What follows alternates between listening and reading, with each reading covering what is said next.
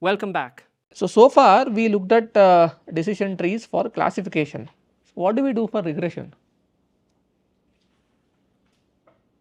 Any ideas? Regression trees.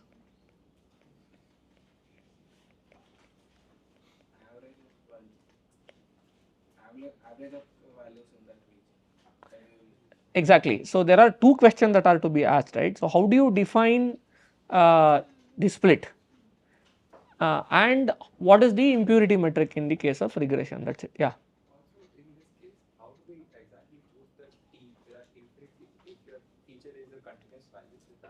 Yeah, good question. The question is how do we choose t, because t, if t are t is a continuous variable, right? If your features are taking continuous values, how do we choose t? There are heuristic ways to do it. I will come to that in a while. So let us look at regression trees as an algorithmic technique, and then actually many other questions are to be asked. One of course is how do we choose t. Two, what is the stopping criteria, right? And what do we do with the categorical data case? Right. So all these questions are to be asked. We will answer them one after the other. Okay. So let us look at regression trees first. So if y is continuous,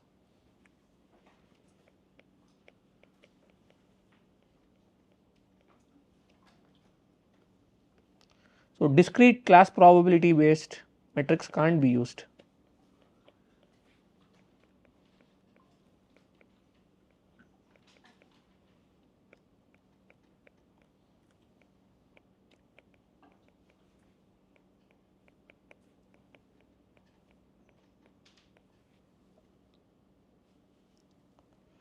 Now if a sample is falling in region Rm,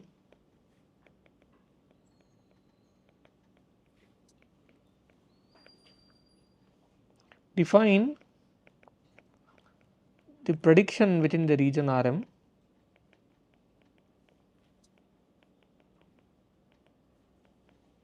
as, so ym cap is simply the average of all samples that are in Rm. So now we are solving the problem of regression, mind you, right. So whenever the data is split into a region, there are corresponding labels as well. Define the prediction corresponding to a particular region as the average of all the samples within average of all the targets within that region. Okay. In fact, the final regression in a regression tree is also done the same way at the leaf nodes. When you traverse the tree, so finally for a given point x you need to know what the output regression value is, right, y. The way to do it is whatever leaf node that you have ended up with, look at the target values of that region given by that leaf node, okay, and take an average of it, and that becomes the prediction for the input. Okay. And by the way, what is the final label that is associated to a given sample in the classification case? Already mentioned, traverse the tree. Okay. So look at the majority oat of the region in the leaf node that inference test sample ends up in, and associate the class with that particular class. In fact, as I already mentioned, when you construct a decision tree, every leaf node will give you an entire probability distribution over the label space. In fact, every node gives you that. This pk that we were talking about is actually a distribution over the entire label space. So when you end up at the leaf node, you get an entire distribution over the leaf, the target variable, just like a neural network gives. You choose in whatever way you want. Typically max is chosen. Just like in the neural network, you choose the output of the softmax is a distribution over labels, you choose the max as the class, isn't it? Similarly, whatever node it ends up with, the test data ends up with, get a distribution over the entire y and assign the class accordingly. I mean, if you have learned your tree properly, that cannot be uniform, because at every split you are you are maximizing or you are pushing the distribution away from uniform distribution by looking at the entropy, right. If you have split your tree, if you have created your tree properly, then at the leaf node you will have a skewed distribution over samples, yeah. Okay. So, now this is how you compute the prediction within each region for the regression case. Now, using this we will define an impurity metric, yeah. Here, isn't this very coarse in the sense that any point that gets into a region gets the same value? Happens, correct. That is why you need to make your tree deeper so that every region will have less amount of points. It is the bias variance problem, exactly. So, you have two choices, either have a deeper tree, right, or if you have a shallow tree. If you have a deeper tree, then you will overfit, large variance, less bias. If you have a shallow tree, it is high bias, less variance. Same, I mean this thing appears everywhere. So, the question is, how do you regularize in such a way that you trade the bias and variance is the question, okay. So, let us define an impurity metric here for regression case.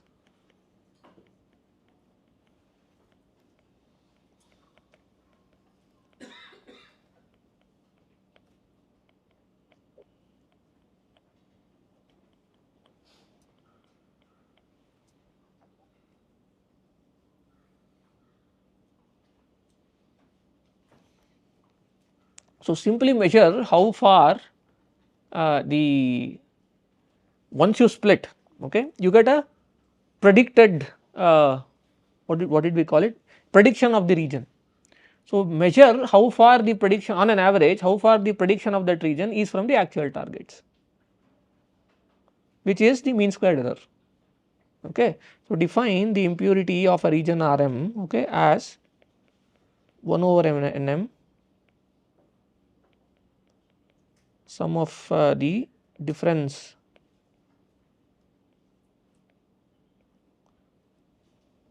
between the actual targets that fall within the region and what is the average prediction that is given by that region, that is it. See, this solves the question that you, exact question that you asked, no. If it's averaging out a lot, okay, then that is a bad split. You need a split, okay, that would make the average prediction as close to the prediction of all the targets within that region. You want to minimize the variance. So, this is the variance metric, you need to minimize the variance. This is the impurity metric that is used, okay. Now, this is about how do you grow a decision tree given some data, okay. Now, there are open questions that are to be asked, right. You know, how do you choose the threshold when you have infinite values, okay, and how do you regulate the depth of the tree and what is the stopping criteria and so on, which we will look right now, okay. Any questions so far? Yeah. Obviously, we will not have an infinite number of nodes, like so let's say there are 2 points which are actually pretty close, but on either side of the split, then both of them will map to very different y values in this case. For the regression case, is it? Yeah, it happens, it may happen. In the degenerative case, what will happen is every data point in the training data will constitute a node. That can be done, right. So, every data point in your training data can correspond to a region. So, you split every data point into a region, that is it, okay, which is this is the overfitting case. So, now how do you ensure that these kinds of degenerate, in fact it happens, you know, if you grow the tree for long enough, this may happen, that that every node may all that is needed is that, right, you have those many number of nodes in your data set, sorry, in the decision tree, as there are number of data points. It's basically a lookup table, exactly, it's memorizing a lookup table. So, remember the degenerative lookup table example that I had given during the bias variance discussion, that is exactly what happens. So, we will have to ensure that is not the case by regularizing. Now, how do you regularize is the question, okay. So, before that let us look at some of the greedy ways of doing it. So, now How do we choose the node for which the threshold is detected? Come again? How do we decide the feature? In the naive way, okay, you take all features, for you consider all features at all nodes, right, and see, for a pair of feature and a threshold you can compute the impurity metric. So, over the space of all features and all thresholds, define the node that would minimize the impurity, that is how you do it. It is large, I mean you need to solve a very large optimization problem at every split, I agree. In the naive way, this is how you do it, right. Now, let us look at some questions that are to be asked while growing decision tree. Any other question here? This is equivalent to negative of that I hat. Exactly, yeah. The impurity, right, the entropy thing that we were looking at, okay. Now, the first thing is how to choose candidate thresholds.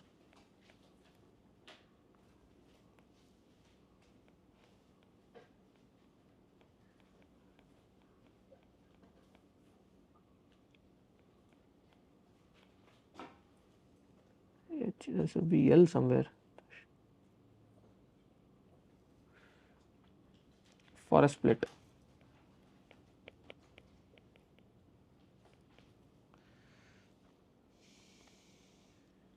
See, there are multiple ways to do this, there are multiple heuristics to do this, I will just talk about one, okay.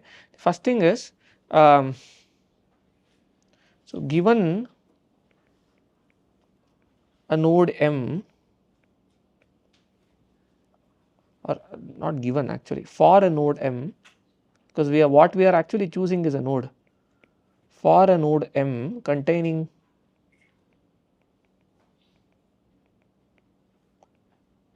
NM samples,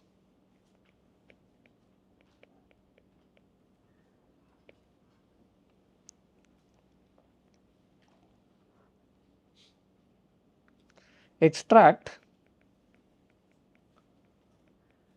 all the NM values for a feature for the feature xj or data dimension xj.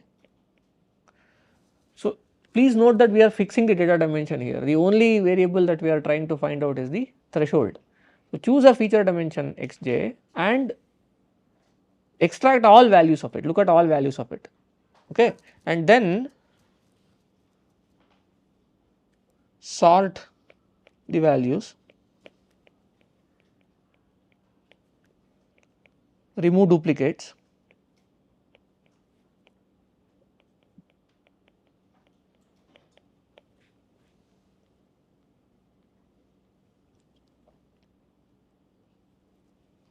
rank order them,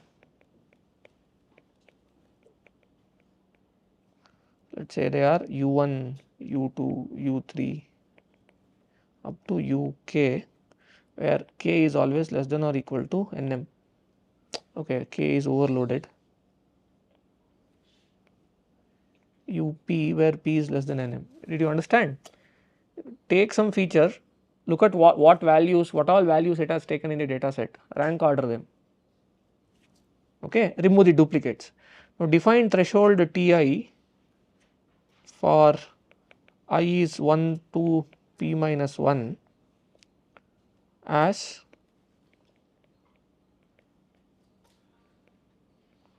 ui plus 1 by 2, that is it. Take two values, take an average and that becomes a threshold.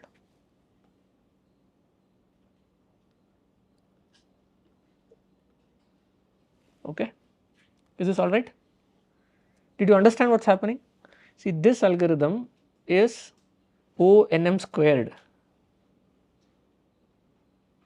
Why?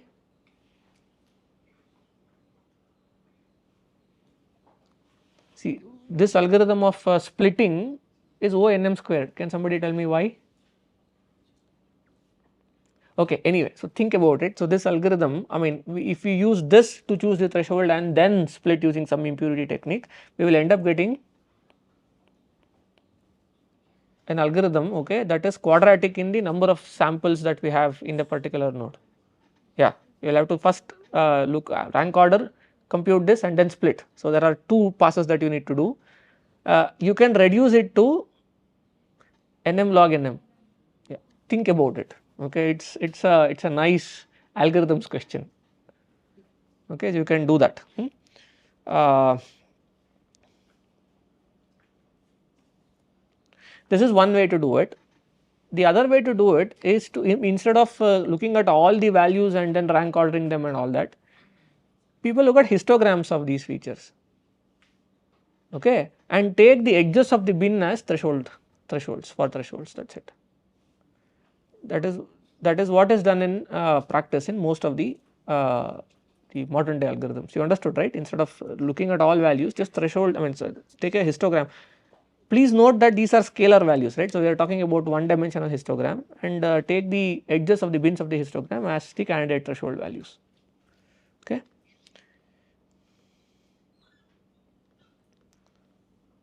This is one other question, and yeah, now we have to look at the stopping criteria.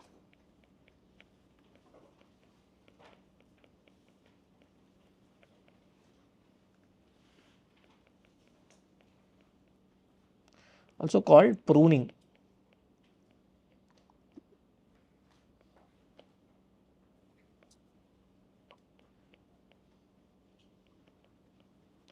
See, if you let this algorithm run, it will keep splitting till a point where every region will have a single data point, right. So, we do not want that to happen. So, this is called tree pruning, or you just define stopping criteria. So, that you define criteria so as to say when do you stop splitting. Okay. So, there are a lot of ways to do it. We will look at a few of them. So, one is what is called as the maximum depth.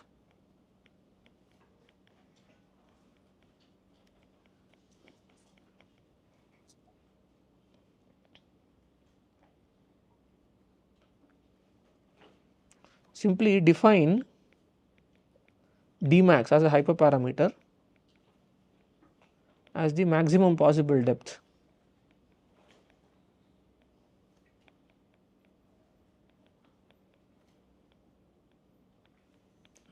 So, this is a hyperparameter. Okay. If D is the depth of the current node of a given node, so algo stops if D equal to D max.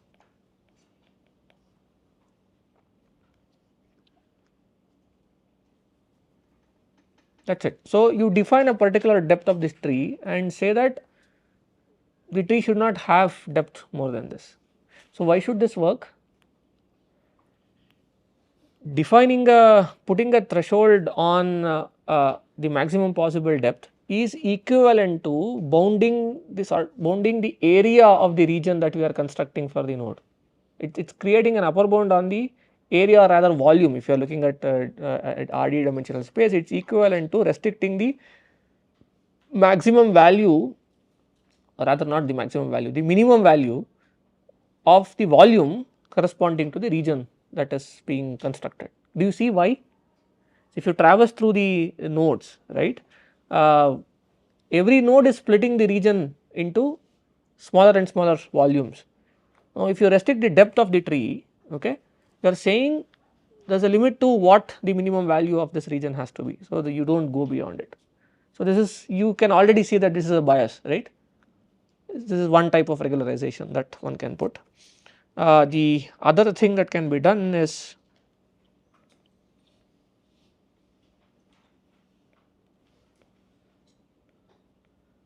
minimum samples for a split.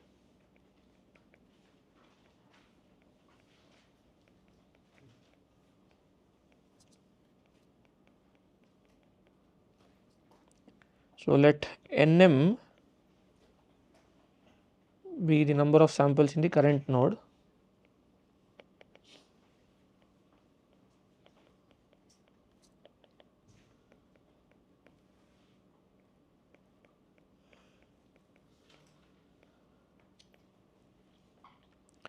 the algorithm will only split further only if number of samples that I already have is equal to a number called n min. So, what am I saying is that you attempt a split only if the number of data samples that we have in a region is greater than a particular number. This also has the same effect. See, remember, this is very similar to fixing the number of samples in a region and growing the region that encompasses this in the non-parametric density estimates. So, we are saying we will split only if we have these many minimum number of samples within that region after we split, otherwise we are not splitting. This is one other type of regularizers that can be done.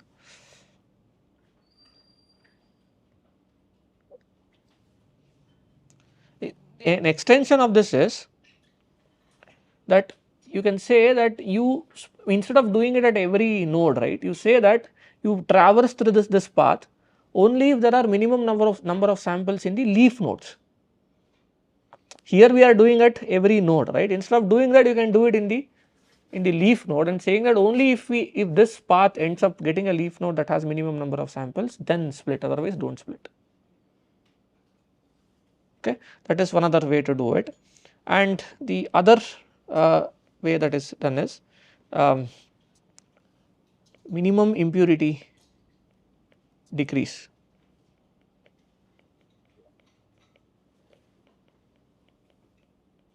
Split only if the impurity associated with the particular split is greater than a predefined number epsilon, right. If the split actually gains in the decrease of impurity by a minimum number, only then you split, otherwise you do not split. And how do you choose this n min, epsilon and d max, etc.? They are all hyperparameters. Okay.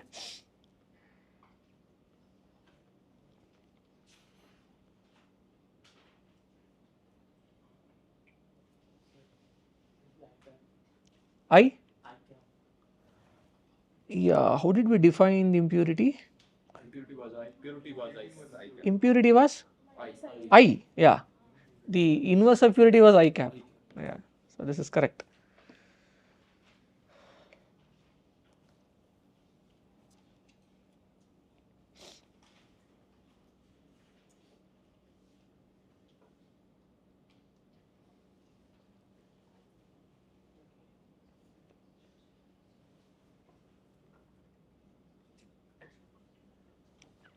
Okay, one other extension to this is, even if you have categorical values for the features. So now so far we looked at numerical values.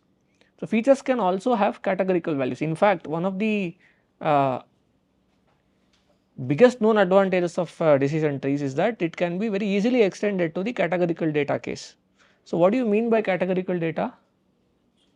Categorical data is when your data is not in RD, right, or instead it has some descriptive categories. For instance, your features can be colors. So one of the possible colors, red, green, blue, etc., and then it can be gender or something, right. So where there are categories.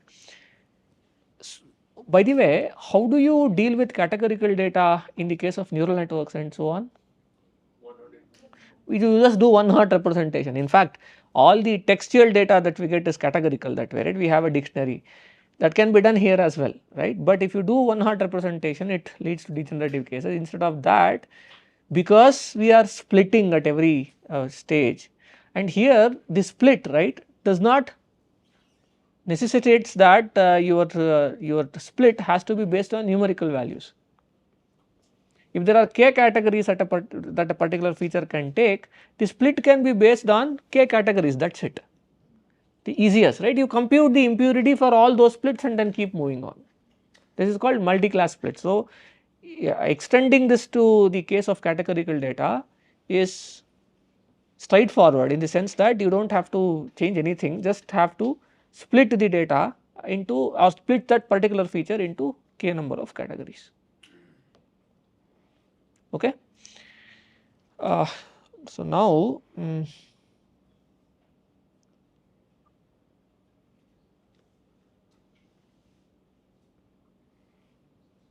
Sir, categories can be viewed as classes. no, categories are not classes. See, categories are different discrete values that the data dimensions or features would take. Classes are something else. So, when you do measurements, right, all the dimensions of data are measurements is what we have been seeing so far, right. Now, they are features, we are talking about data dimensions, not the classes. Yeah. Okay. So, one question, yeah. So when we do the thresholding, let's say if we do just the like number of the categories, and we have this at the middle of the two categories, the threshold that we choose. But in the feature, in the continuous feature space, there is a meaning that if something is greater than 5, it's greater than 5. But in category space, if we are greater than 1, that's still. It is not greater than then, right. So, the questions are, if the feature belongs to this category, then there is one split. If it belongs to the other category, it's this split. That's it. It is not, because they are not numerical values. The questions are not greater than, less than. The questions are whether the feature belongs to this category or that category. That's it. Yeah. Okay. See, one other critical question that is to be answered is, right now the way we are doing it is that we are considering all data dimensions at all nodes, which is prohibitively high, right. I mean, suppose you are dealing with, let us say, 1000 dimensional data and you have 10,000 data points, you will have to rank order them and use all 10,000 dimensions and compute all this. Even though it can be done algorithmically, it is expensive. Now, is there a way to reduce this computation and somehow, see, answer this question, what happens if we choose only a subset of data dimensions at every node or every split? Yeah, exactly, we may miss on the best possible questions that can be asked. In terms of our hypothesis, what will happen to that hypothesis? So, we may end up getting a hypothesis that has very high variance. If we only choose a subset of samples at every split, and we only consider a subset of not samples, I am sorry, subset of features at every node. Okay. Now, suppose now the question that is to be natural question that is to be asked is, now this is very cheap to compute because we are not looking at exhaustively all possible dimensions of data, but they are not the best of classifiers. Now, the next question that we will be asking is, suppose I give you a lot of easily learnable weak classifiers, they are also called weak learners. Instead of giving you a strong learner, if I give you a committee of multiple weak learners, can I combine them to make a good decision? Do you understand the question? To decrease the cost. No, I mean, the final goodness of the classifier is in terms of minimizing the true risk, of course, right. So, in general, forget about decision trees. In general, suppose I give you thousands of easily learnable weak learners, okay. Can I come up with a decision, combining a way to combine all of them such that the combined decision will be better than individual decisions, right. That is the question that we will be asking, and it turns out that you can do that, and these sorts of algorithms are called the bagging algorithms, okay, bagging and boosting algorithms, which you will see. In fact, if you use a particular type of bagging algorithm with decision trees as the candidate classifiers, you get into this very famous and powerful algorithm called random forests. Combining multiple decision trees gives rise to a random forest. I will tell you what random is in that random forest, and it's a forest because it's a combination of multiple decision trees, right. So, we will talk about bagging in the next session, and I will show you mathematically why does combining multiple correlated classifiers. In fact, the idea is the following. Let me just tell you the high level idea. What is done is as follows. Given a data set D, We will do the math in the next class. So, we know that the true risk gets split into the bias and variance term. If you recall what your variance term is, the variance term involves HD of x, which is the classifier that we designed on the given data set, minus h bar, the square. What is h bar? The average classifier. Now, on a data set, on a particular data set, you train a classifier HD. If you can get that close to h bar, then the variance decreases. How do you get that h bar? Remember what the definition of h bar was? It was the average classifier that you would get by combining classifiers that are trained on multiple instances of data set. But do we have multiple instances of data set? We do not. But we do have a data set. What we do is we create multiple instances of data set by doing a sampling, random sampling with replacement. If you do a random sampling of the data with replacement, the only thing is we had made an IID assumption across data sets. That will be broken, which means that every data set will be correlated with each other, which means every classifier that we build on a data set that we have synthetically created by doing a random sampling will be correlated with each other. That will come up in the math. However, it is the closest that we can do to getting close to h bar, because we do not have multiple data sets. Now, what we will show is that if you do if you create data sets by sampling with replacement and create an aggregated classifier by taking an average of all of this, the performance of this aggregated classifier is better than creating a classifier on this one data set, is what we will show. And these kinds of algorithms where we take an aggregation of multiple classifiers trained on data sets that we obtain by sampling with replacement is called bagging.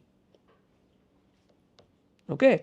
Now, in a random forest, what is done is that while all the individual classifiers or the hypothesis functions that we create are decision trees, and every decision tree while we are creating, at every node we only take a random subset of features and then build a random forest.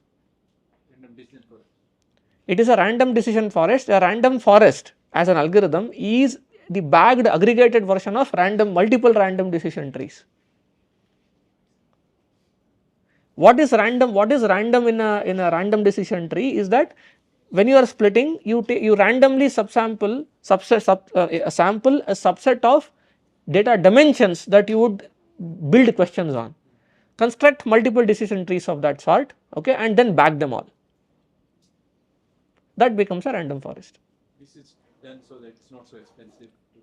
And we are reducing the variance, no. See, ultimately we want to reduce the true risk, and true risk we know is sum of two terms. Here we are reducing the variance explicitly by doing this. We will show that mathematically in the next class, right, that we do by doing this we will reduce the variance of a classifier.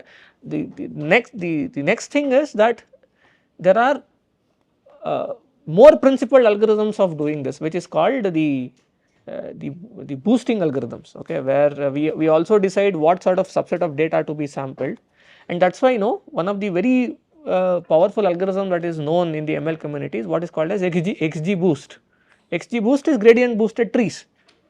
So, we will look at XG boost in the coming classes.